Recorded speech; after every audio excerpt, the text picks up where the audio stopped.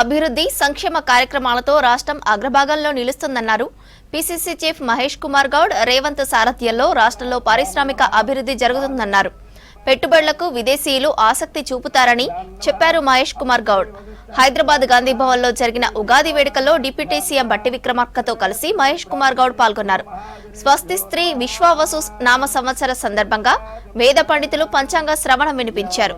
జ్యోతిష్య శాస్త్ర ప్రకారం కొత్త ఏడాదిలో విషయాలు ఆదాయం వ్యయాలను పండితులు వెల్లడించారు. కార్యక్రమంలో ప్రభుత్వ విప్ అడ్లూరి లక్ష్మణ్, ఎంపీ అనిల్ కుమార్ యాదవ్ సహా కాంగ్రెస్ నేతలు పాల్గొన్నారు. విశ్వావసు నామ సంవత్సరము అనే పేరుతో ప్రారంభమైంది. ఈ రోజున రాజు సూర్యుడు అవడంచే రాజు మంత్రులతో అన్యోన్య అభిప్రాయాలు వైరభావాలు కూడా కలుగుతాయి. ప్రజలకు శస్త్రచోర అగ్నిరోగ బాధలు కలుగుతాయి. ఫోర్జరీ నేరాలు పెరిగినా పాలకులు అధికారులు కూడా రక్షించడనేది జరుగుతుంది. అరాచక శక్తులు పెరుగుతాయి. దేశమంతటా కూడా గృహ నిర్మాణ పథకాలు బాగుగా అమలు జరుగుతాయి. విదేశ మారక నిల్వలు బాగుగా పెరుగుతాయి. ఆర్థిక నేరాలను నిరోధించుటకు తీవ్ర చర్యలు తీసుకున్నట్టు జరుగును. కార్ల యొక్క ఉత్పత్తి పెరుగుతుంది. నూతన పరిశ్రమలు నెలకొల్పుతారు.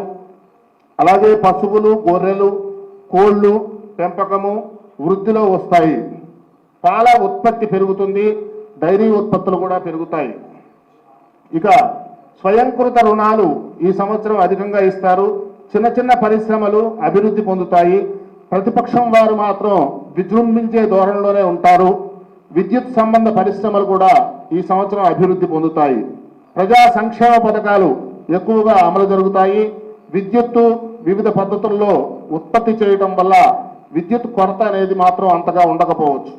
సైనిక రంగం బలోపేతానికి బడ్జెట్లో కూడా అధిక నిధులను కేటాయించుకుంటారు.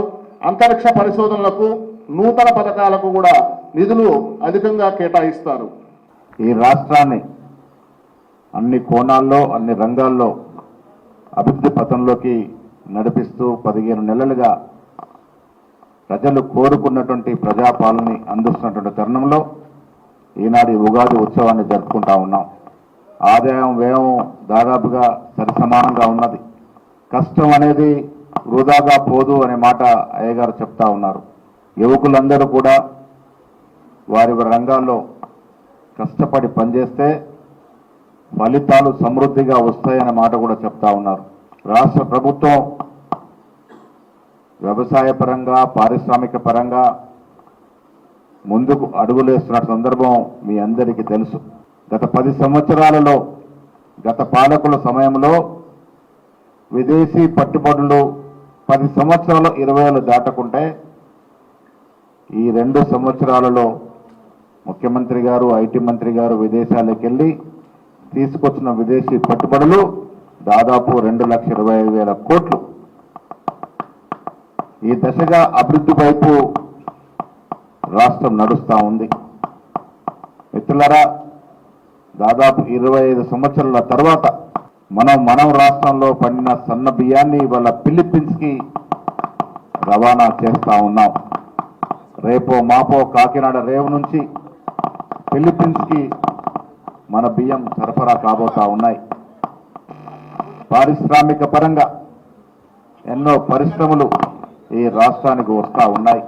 విద్యా వైద్య రంగాన్ని విదేశీలో ఉన్నటువంటి నగరాలతో ధీటుగా వ్యవసాయ పరంగా రైతుల్ని అన్ని రకాలుగా ఆదుకుంటూ రైతు బంధు రైతు రుణమాఫీ కాకుండా సన్నాలు పండించిన వారికి 500 బోనస్ ఇచ్చిన చరిత్ర ఈ రాష్ట్ర చరిత్రలో మొట్టమొదటిసారిగా కాంగ్రెస్ ప్రభుత్వం చేస్తూ ఉంది. ప్రజల అవసరాలను గుర్తించి ప్రజల ఆశయాలకు అనుగుణంగా ప్రజాపాలన అందిస్తున్న సందర్భంలో వచ్చినటువంటి ఉగాది ఇది. రాష్ట్ర ప్రజలు ముఖ్యంగా పేద ప్రజలే వారి యొక్క అభ్యున్నత ధ్యేయంగా ముందుకు పోతున్నటువంటి ప్రభుత్వం కాంగ్రెస్ ప్రభుత్వం.